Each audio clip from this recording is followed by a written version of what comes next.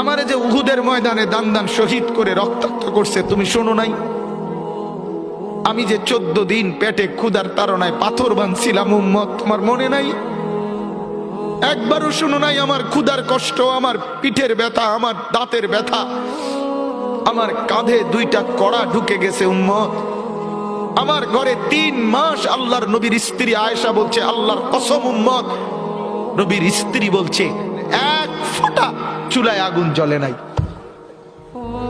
নওজোয়ান আপনারা বলেন বাপ, আজকে যাদের 1 বছর 6 মাস 2 বছর কোনদিন ফজরের নামাজ পড়েন না, দিনের পর দিন রাতের পর রাত যায়, এভাবেই 6 মাস, এভাবেই 1 বছর, এভাবেই 2 বছর, আপনি জানেনও না ফজরের ওয়াক্ত হয় কখন, ফজরের জামাত হয় কখন।